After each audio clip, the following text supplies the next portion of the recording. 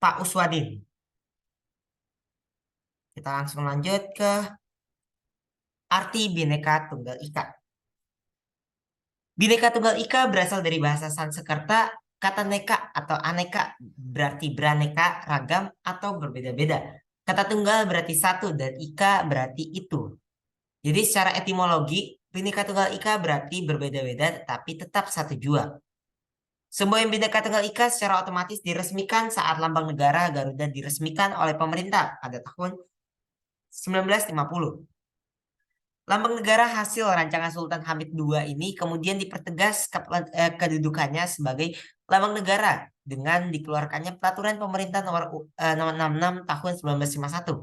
Semboyan ini juga diperkuat melalui UU RI nomor 24 tahun 2009 tentang bendera, bahasa, dan lambang negara serta lagu kebangsaan. Sultan, jadi ini ada di materi bab 5 dan bab 6 ya. Di materi bab 5 untuk bendera dan lagu kebangsaan. Cuman kita lanjut dulu, kita fokusnya di sini Bhinneka Tunggal Ika. Jadi dipertegas lagi bahwa Bhinneka Tunggal Ika ini dipertegas kedudukannya yaitu melalui PP nomor 66 tahun 1951 dan UU RI nomor 24 tahun 2009 mengenai lambang negara dan dan lambang negara Indonesia yaitu Garuda Pancasila dirancang oleh Sultan Hamid II. Sultan Hamid II nih kalau nggak salah dia ini salah satu, aku lupa lagi. Sultan Hamid II nih kalau nggak salah dia ini salah satu dalang dari pemberontakan kalau tidak salah ya.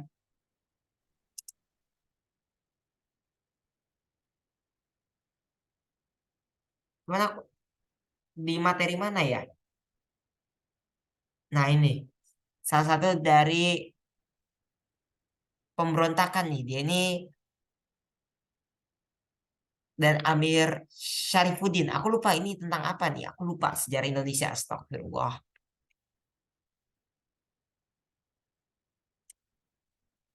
Oh iya, pemberontakan APRA. Jadi APRA nih yang masih pas itu Indonesia masih berupa RIS ya. Jadi karena Indonesia pengen dikembalikan sebagai Republik Indonesia bukan serikat, jadinya ada pemberontakan APRA di Bandung pimpinan Westerling. Kalau tidak salah ya.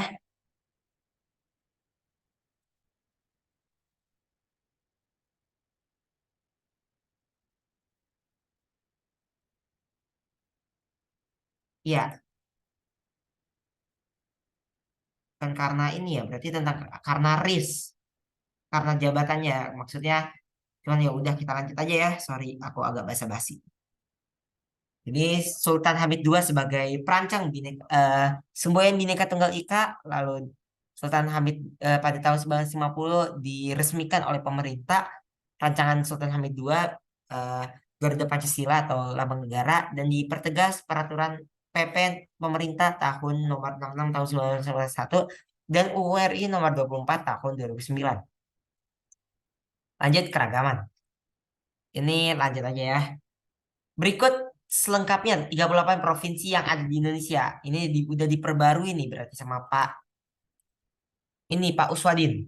Yang pertama ada Nanggaro Aceh Darussalam, yaitu ibu kotanya yaitu Banda Aceh, Sumatera Utara Medan, Sumatera Selatan Palembang, Sumatera Barat Kota Padang, Bengkulu Provinsi Bengkulu yaitu ibu kota Bengkulu, Riau Pekanbaru, Kepulauan Riau Tanjung Pinang, Jambi Kota Jambi, Lampung, Kota Bandar Lampung, Bangka Belitung, Pangkal Pinang, Kalimantan Barat, ibu kotanya yaitu Pontianak, Kalimantan Timur yaitu Samarinda, Kalimantan Selatan, Banjarbaru, Kalimantan Tengah, Palangkaraya, Kalimantan Utara, Tanjung Selor, Banten, Serang, DKI Jakarta, ibu kotanya itu yaitu ibu kota Jakarta, Jawa Barat yaitu Bandung, Jawa Tengah Semarang, Daerah Istimewa Yogyakarta yaitu ibu kotanya yaitu Yogyakarta, Jawa Timur Surabaya, Bali Denpasar, Nusa Tenggara Timur Kupang, Nusa Tenggara Barat yaitu Mataram, Gorontalo ibu kotanya yaitu Gorontalo, Sulawesi Barat yaitu Mamuju, Sulawesi Tengah yaitu Palu, Sulawesi Utara yaitu Manado, Sulawesi Tenggara yaitu ibu kota Kendari,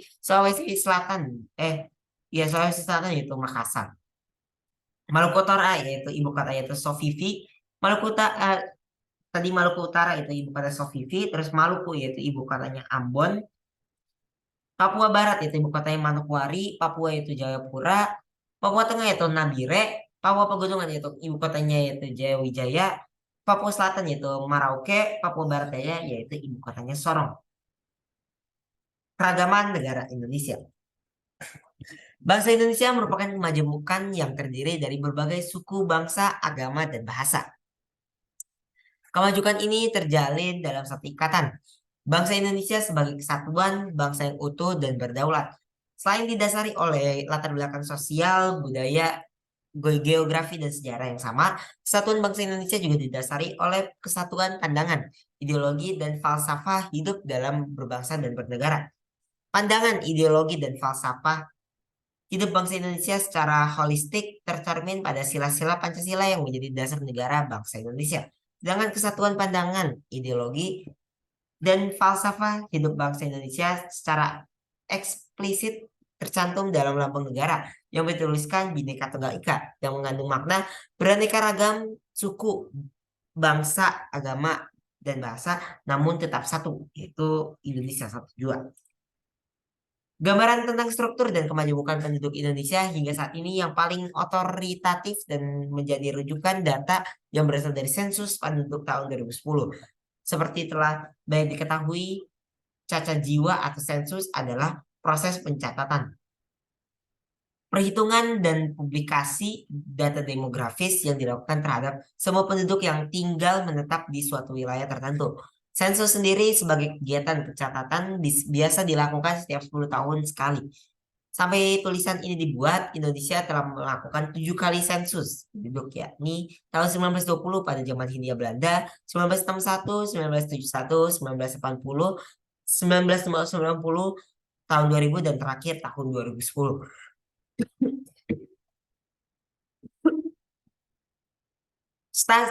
Maaf. Statistik atau indikator yang biasa digunakan untuk melihat fenomena kemajemukan Indonesia terlihat dari jumlah, komposisi, dan sebaran penduduk berdasarkan aspek-aspek sosial budaya yang meliputi kewarganegaraan, suku bangsa, agama, dan bahasa sehari-hari. Status kewarganegaraan Indonesia berdasarkan sensus penduduk 2010 mayoritas adalah WNI, warga negara Indonesia dengan jumlah mencapai 236.728 jiwa atau sekitar 99,6%. Sedangkan penduduk yang dikategorikan WNA, warga negara asing, mencapai sebanyak 73.000 jiwa, sekitar 0,03%. Sisanya sebanyak 839.000 penduduk tidak ditanyakan status kewarganegaraannya. Lanjut kita bahas mengenai makna Bhinneka Tunggal Ika. Jadi kalau mau simpulin, jadi dari sekian banyaknya penduduk di Indonesia, dari kurang lebih 250 juta, nah itu berbeda semua tuh. Terutama perbedaan suku bangsa, agama, dan ras. Jadi kita sebagai warga Indonesia harus dapat ini apa namanya harus dapat mentoleransi atau menjadi mentoleran perbedaan-perbedaan yang ada.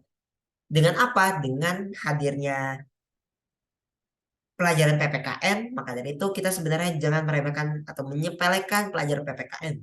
Habis itu dengan adanya Bhinneka Tunggal Ika eh, yang menjadi kesadaran bangsa Indonesia, kesadaran warga negara bangsa Indonesia, yaitu adanya Pancasila, yaitu dengan semboyan Bhinneka Tunggal Ika. Walaupun berbeda-beda, tetapi tetap setuju. Aku lanjut ya. Lanjutan untuk masalah keragaman negara Indonesia, yaitu adanya makna Bhinneka Tunggal Ika atau adanya Bhinneka Tunggal Ika. Semuanya Bhinneka Tunggal Ika memberikan pembelajaran kepada kita sebagai masyarakat Indonesia untuk mensyukuri atas anugerah keberagaman yang ada karena semboyan ini memberi makna yang pertama bahwa keberagaman suku bangsa, agama, dan ras dan antar golongan dan kebudayaan yang ada bukanlah pemecah, melainkan modal terbentuknya persatuan dan kesatuan Indonesia.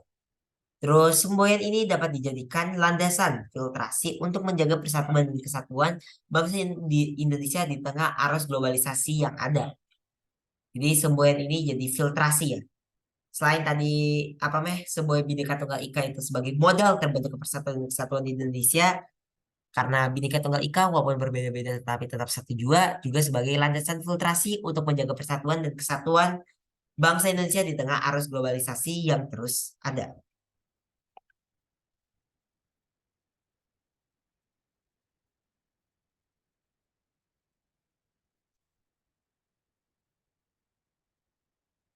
Karena ada di kisi-kisi.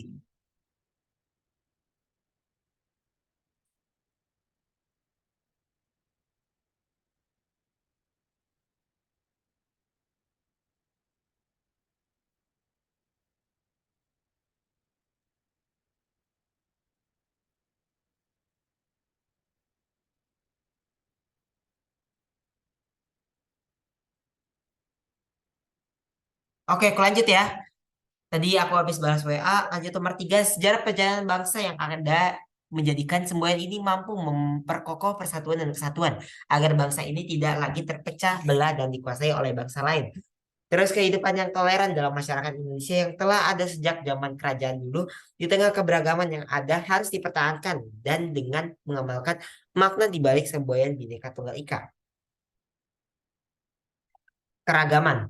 Secara umum, keberagaman yang ada di Indonesia dapat dilihat secara vertikal maupun horizontal. Keberagaman secara horizontal yakni keberagaman tingkat ekonomi, pendidikan, pemukiman, pekerjaan, dan sosial budaya. Horizontal itu yang berbeda. Yang sama. Sorry. Ya, horizontal, vertikal. Seharusnya keberagaman vertikal yang berbeda. Contohnya kayak tingkat ekonomi, pendidikan, pemukiman, dan lain-lain pekerjaan sosial budaya itu vertikal. Karena ada ya kesenjangan atau perbedaan gitu. Bisa naik, bisa turun. Sedangkan kalau yang horizontal yaitu adanya perbedaan suku, etnis, agama, ras, antar golongan, bahasa dan budaya. Karena setara gitu, nggak bisa naik, nggak bisa turun. Oke, untuk materi Pak Uswadin udah cukup sampai sini. Kita lanjut ke bab 5, yaitu komitmen bela negara, semangat kebangsaan. Etos semangat, perjuangan mempertahankan NKRI. Yang pertama ada fisik, yaitu dan yang kedua yang perundingan. Perundingan, sorry. Perundingan atau ya dengan perundingan atau dengan diplomasi. Kata lain di perundingan yaitu diplomasi. Kalau fisik ini biasa terjadi pada saat masa memperebutkan kemerdekaan. Kan pada saat itu berarti kita memberontak atau melawan gitu, mengintervensi penjajah supaya kita bebas dan bisa menjadi bangsa atau negara Indonesia gitu. Jadi karena saat itu pasti karena masih dikuasai oleh negara penjajah, jadi kita nggak diberikan hak spacer atau mungkin ada cuman nggak leluasa gitu atau nggak bisa dijadikan untuk sebagai bentuk kita protes atau melawan penjajah gitu melalui perundingan atau diplomasi.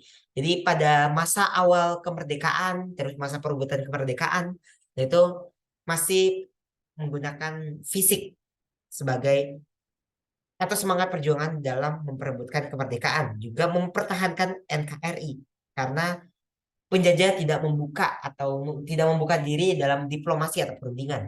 Lalu ada juga perundingan dalam mempertahankan NKRI. Ini biasanya karena penyebabnya itu atau kenapa bisa terjadi perundingan yaitu karena adanya pemimpin yang pinter gitu atau yang cendekiawan. Kalau mama kita belajar IPS sejarah Busijo, ini baru dibahas mengenai ini apa semboyan atau apa ya pokoknya prinsip balas budi lah atau eh, ini etik lah apa sih sorry apa aku lupa lagi etik aku lupa lagi balas budi pokoknya tentang balas budi yang menyekolahkan pemuda-pemuda yang ada di Indonesia yang pada akhirnya menjadi tonggak lahirnya Budi Utomo. Habis itu nanti ada Sumpah Pemuda 1928, Budi Utomo 1908. Karena sudah adanya pemuda atau tokoh cendekiawan. Sedangkan kalau di masa fisik yaitu hanya ada tokoh karismatik. Ini berhubungan nih materi PPKN.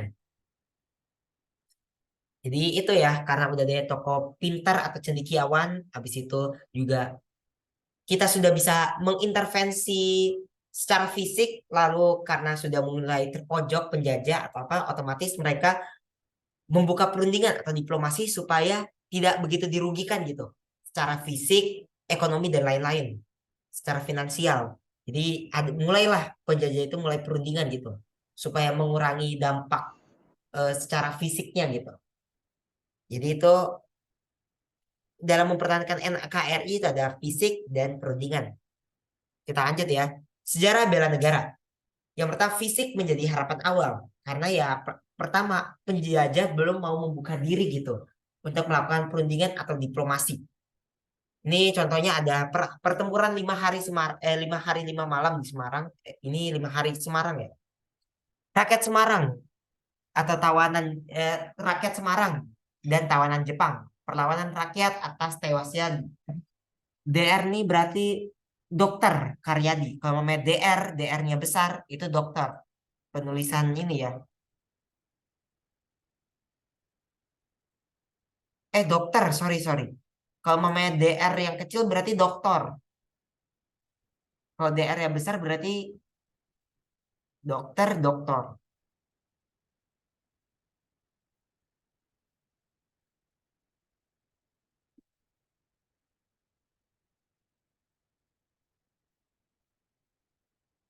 DR untuk mahasiswa. Oh, iya berarti DR yang kecil tuh dokter. Dan kalau namanya DR yang besar itu dokter. Oh, lurusin ya, ini materi sejarah juga ada nih. Untuk takutnya ada kebingungan gitu. DR yang kecil sama DR yang besar. Jadi pertemuan 5 hari Semarang yaitu rakyat Semarang dan tawanan Jepang perlawanan rakyat atas tewasnya Dokter Karyadi. Terus perlawanan rakyat Surabaya atau pertempuran Surabaya terhadap sekutu terkait ultimatum perampasan senjata perang. Terus ada Palagan Ambarawa yaitu TKR dan Dika Sekutu dan berhenti karena gencatan senjata. Terus nah gencatan senjata ini berarti ada diplomasinya ya. Terus ada pertempuran Medan Area yaitu pengambilan pemerintahan oleh sekutu. Terus sejarah bela negara. Fisik menjadi harapan awal ini masih sama. Terus ada Bandung Lautan Api. Jadi pertama berarti ini pertempuran 5 hari Semarang ya. Terus pertempuran Surabaya, Ambarawa, Medan Area. Yang ini nggak tahu ya berurutan apa enggak. Soalnya jujur sejarahku lumayan lemah. Jadi harus diperkuat lagi. Terus ada Bandung Lautan Api, pembakaran tempat strategis oleh rakyat Bandung untuk melawan sekutu. Terus peristiwa Merah Putih Manado, habis itu penawanan terhadap tokoh oleh Nika, terus dan perobekan bendera Merah Putih.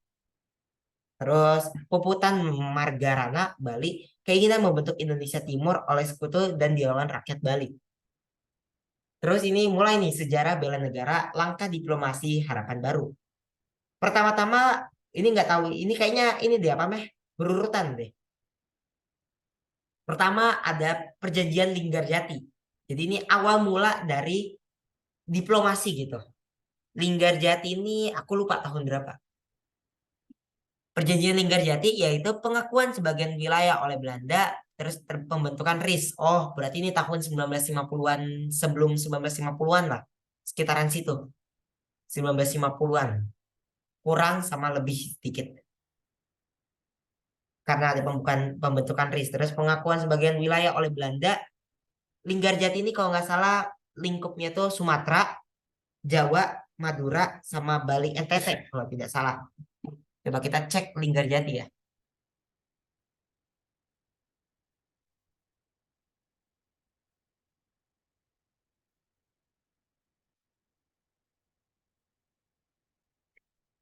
Ini materi sejarah lumayan buat bekal pelajaran sejarah.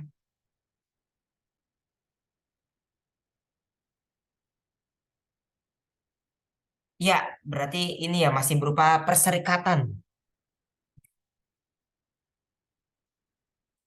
Terus lanjut perjanjian Renville, ini RIS plus Belanda, Uni Belanda. Belanda diketahui oleh Ratu Belanda, Ratu Wilhelm.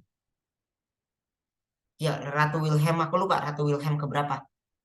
Ini masih ada kesinambungan dengan yang diomongin sama Bu Sijo. Terus ada perjanjian Renville, yaitu perjanjian setuju negara Indonesia Serikat pada masa peralihan. Belanda bebas bentuk negara federal. Terus kalau namanya Renville nih, dia ini kalau nggak salah daerah kekuasaannya ini nih.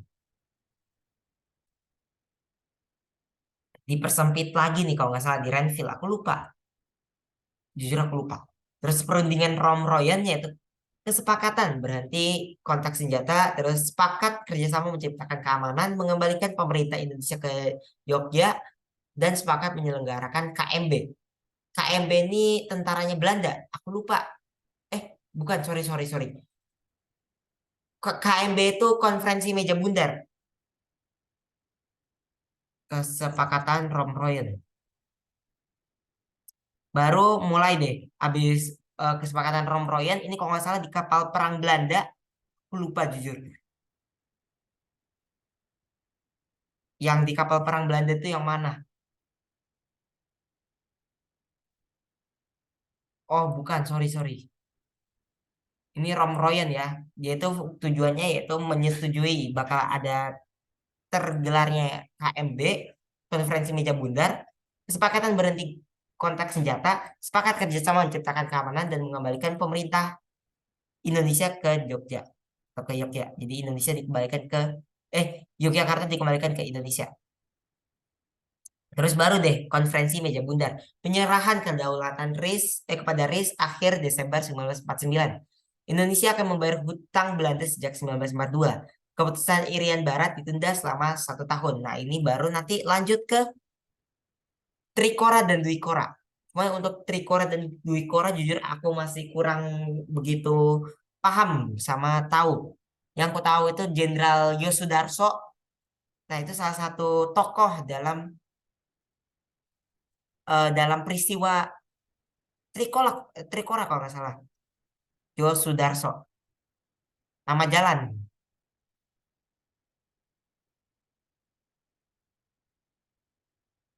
Ini juga pernah ditayangin ya kalau mau kalian ikut LDKS yang apa salah satu narasumber.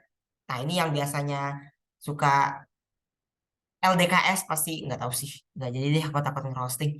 Pokoknya ya gitulah yang ikut maksudnya yang ini materi LDKS pokoknya yang Trikora dan Wikora. Akhirnya ini konferensi meja bundar.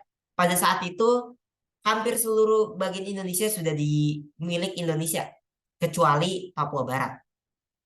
Jadi daerah Papua itu belum jadi milik Indonesia ya karena masih di Sengketa kalau tidak salah. Nah, lanjut ke periodisasi sejarah. Jadi periodisasi atau periode atau urutan sejarah Indonesia yaitu ada dari prakemerdekaan, dari masa perjuangan kerajaan daerah, ini materi Busijo, materi kerajaan-kerajaan, habis itu 1945 yaitu proklamasi revolusi, dari fisik perlawanan terus perjuangan bela negara akhirnya bisa melalui jalur diplomasi dan perundingan. Lalu 1998 terjadi reformasi. Sampai sekarang reformasi Indonesia belum selesai. Reformasi 1998 orde bukan orde baru. Eh,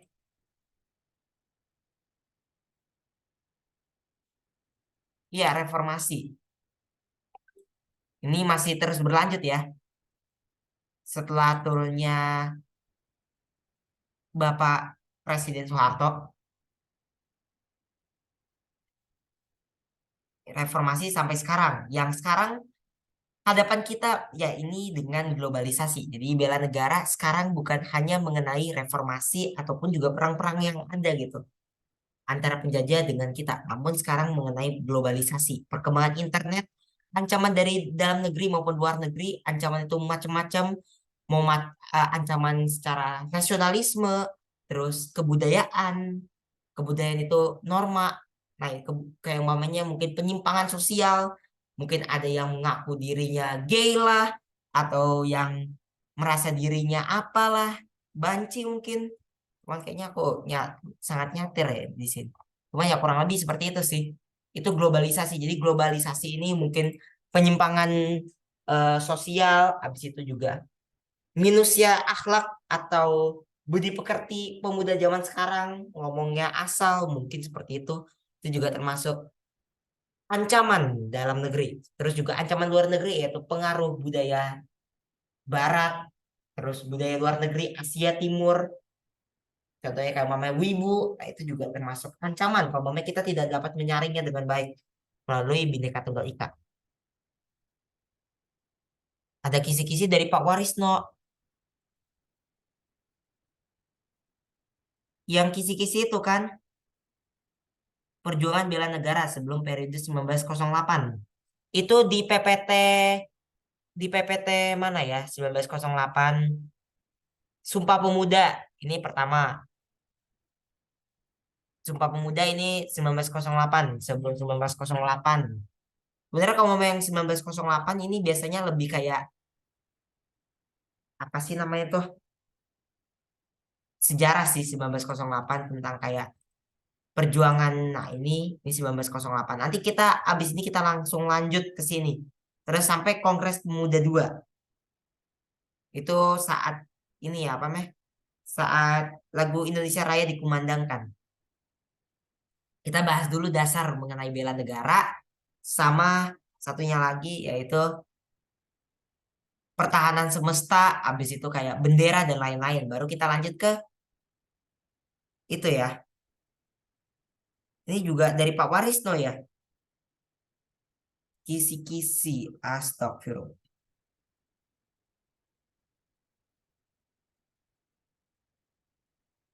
Cuman kalau menurutku kita fokusnya belajar ini aja ya. Nanti baru kita bedah lagi kisi-kisinya. Tapi ya kurang lebih dari kisi-kisi yang di-share dari Pak Reza itu udah pasti cangkup lingkupnya itu pasti ya akhirnya juga ke kisi-kisi Pak Warisno atau juga kisi-kisi soal gitu.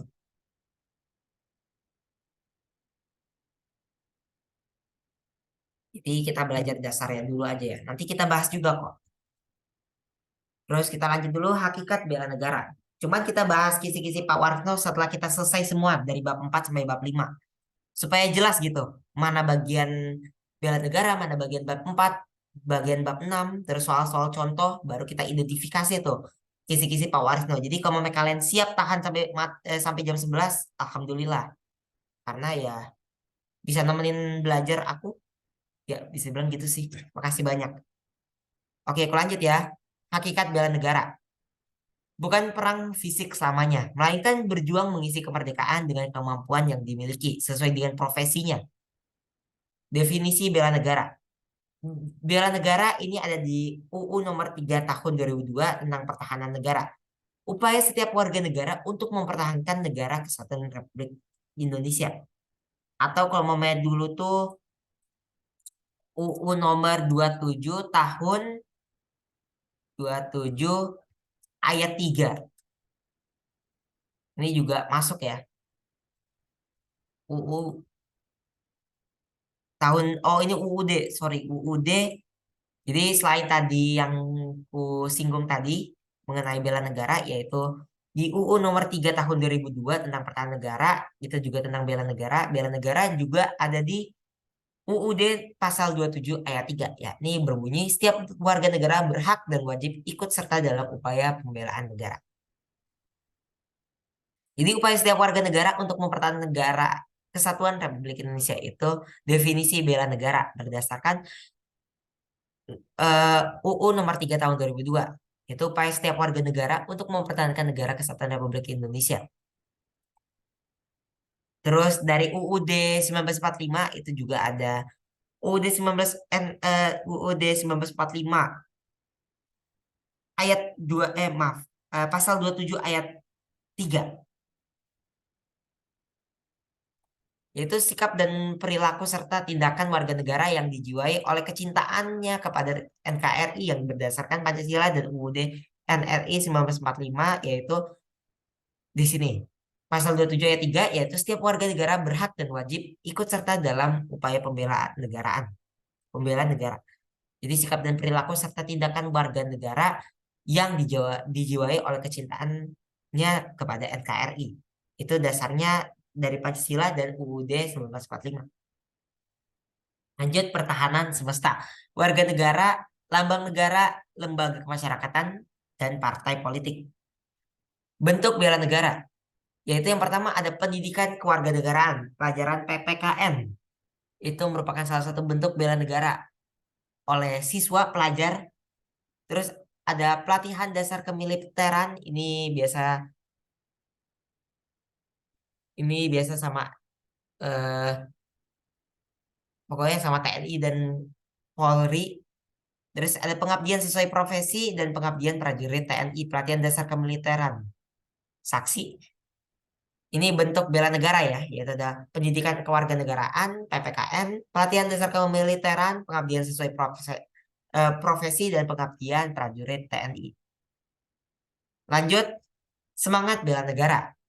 Pancasila sebagai dasar negara, sebagai sumber nilai, kaidah, dan norma. Lalu lagu Indonesia Raya sebagai lagu kebangsaan ini ada di kisi-kisi, itu ada di pasal 36B UUD NRI tahun atau UUD NKRI, UUD Negara Republik Indonesia tahun 1945. Itu mengenai lagu kebangsaan ya, lagu Indonesia Raya. Itu ada di pasal 36B UUD NRI tahun 1945 dan UU nomor 24 tahun 2009. Terus Pancasila sebagai dasar negara yaitu sebagai sumber nilai, kaidah, dan norma. Kita lanjut ke Indonesia Raya dengan 3 stanza. Ini nggak tahu ya ini diajarin apa enggak sama Pak Uswadin mengenai lagu Indonesia Raya. Kalau di Pak Reza kita perdalam mengenai makna lagu Indonesia Raya. Dari lagu Indonesia masih em, apa meh lagu Indonesia Raya masih berbentuk yang seperti dulu, yang kayak gini. Nih bait yang aku lupa ini apa soalnya pas itu aku masuk agak telat dari kita bahas lagu Indonesia sebelum jadi atau pas dinyanyikan pada Kongres Pemuda 2 tahun 1928, Sumpah Pemuda 28 Oktober 1928 sampai jadi Indonesia Raya yang sekarang. Jadi di lagu Indonesia Raya ini kalau di Pak Reza di sini kita ditandain bahwa eh bagian-bagian yang bikin penyemangat bangsa Indonesia pada saat itu yaitu ada di bagian di sanalah aku berdiri. Kan Indonesia tanah airku, tanah tumpah darahku. Di sanalah aku berdiri. Nah, ini jadi inilah tujuan dibuat oleh W.R. Supratman sebagai komposer lagu ini yaitu di sanalah aku berdiri sebagai penanda semangat gitu bangsa Indonesia. Jadi pandu ibuku. Indonesia, kebangsaanku, bangsa dan tanah airku. Marilah kita berseru, Indonesia bersatu. Hiduplah tanahku, hiduplah negeriku, bangsaku, rakyatku semuanya. Bangunlah jiwanya, bangunlah badannya untuk Indonesia Raya. Nah, ini sempat dilarang karena refnya Indonesia Raya merdeka merdeka tanahku negeriku yang ku cinta ini sempat dilarang oleh Belanda. Lanjut, aku lanjutin aja ya ke bendera. Getah-getih bendera atau pasal mengenai bendera yaitu atau kayak apa ya? Undang-undang yang mengenai pasal atau hal yang terikat pasal oleh eh, hal yang terikat bendera oleh pasal atau getah-getih yaitu yang pertama ada di pasal 35 UUD NRI tahun 1945. Coba kita bedah ya. Pasal 35, aduh sorry. Pasal 35 UUD itu kalau nggak salah mengatur mengenai bendera. Kalau tidak salah. Ya pasti mengenai bendera. UUD NRI tahun 1945 dan UU nomor 24 tahun 2009. Nah ini Sultan Hamid burung Garuda sebagai lambang negara. Terus ini juga disinggung lagi nih. Bahwa Garuda sebagai lambang negara itu ada di pasal 36A UUD NRI tahun 1945 dan UU nomor 24 tahun 2009. Tapi kok kayaknya tadi bukan ini deh. Oh, oh tadi itu mengatur ini ya, apa meh? Mengatur mengenai Bhinneka Tunggal Ika. Sorry, sorry. Aku lanjut dulu ya. Ini burung Garuda sebagai lambang negara diatur dalam pasal 36A UUD NRI tahun 1945 dan UU nomor 24 tahun 2009. Jadi dan juga ditetapkan sebagai lambang negara resmi oleh pemerintah yaitu tahun 1950. Nah, ini yang membuat lambang negara Indonesia yaitu Sultan Hamid II. Nah, dia ini bisa disebut pahlawan tapi juga bisa disebut pemberontak. Karena yang ku jelasin tadi. Dia ini karena udah membuat lambang negara, akhirnya dia itu inilah merasa dirinya terhormat gitu. Cuman dijadiin hanya sebagai kayak gubernur RIS gitu. Terus dia nggak terima gitu dengan jabatannya. Kalau tidak salah ya, ini cerita Pak Reza. Jadi baru dia memberontak dengan, aku lupa lagi tadi namanya apa, Sultan Hamid,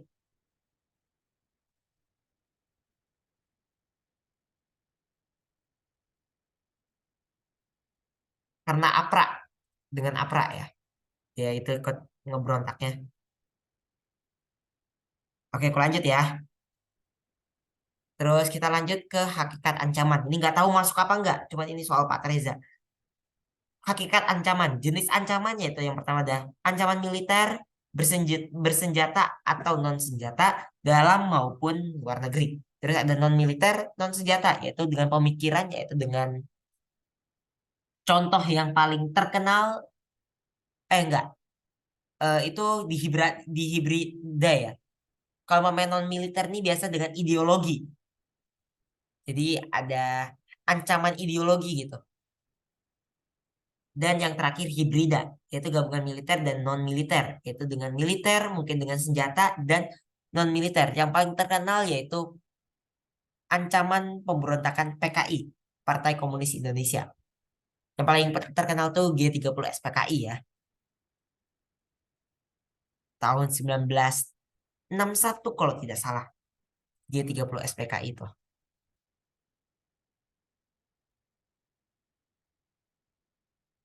1965, sorry, sorry. 1965, mengenai pemberontakan. Jadi ini termasuknya hibrida, ancaman hibrida. Lanjut sumbernya itu dalam dan luar negeri. Bentuknya yang pertama ada bentuk nyata, yaitu terorisme dan radikalisme, separatisme dan pemberontakan senjata, bencana alam, pelanggaran wilayah perbatasan. Bentuk yang belum nyata yaitu konflik terbuka. Yang belum nyata nih biasanya masih wacana atau juga masih desas-desus lah mengenai konflik yang akan terjadi. Biasanya kayak masih inilah beradu argumen mengenai konflik. Maksudnya beradu argumen yang dapat menyebabkan konflik gitu. Itu biasa belum nyata. Pokoknya yang belum terjadi lah konflik secara nyatanya, secara real.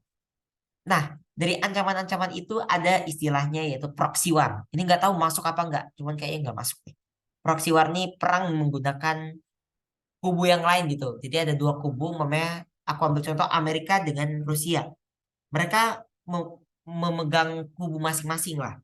Umpamanya Amerika dengan NATO, Rusia dengan Rusia sendiri nih. Cuman mungkin Rusia NATO dengan apa ya?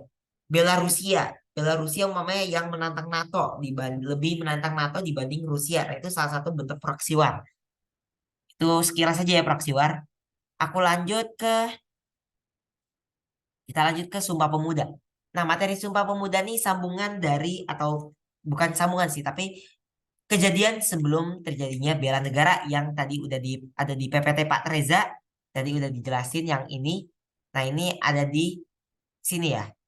Jadi kejadian sebelum tahun 1908 nih ada di materi Sumpah Pemuda. Nah, Sumpah Pemuda Indonesia. Ini Gedung Sumpah Pemuda di Jalan Kramat Raya nomor 106 Jakarta Pusat. Ini dijadiin museum. Nah, ini tonggak perjuangan bangsa Indonesia. Yang pertama ada perjuangan kedaerahan, terus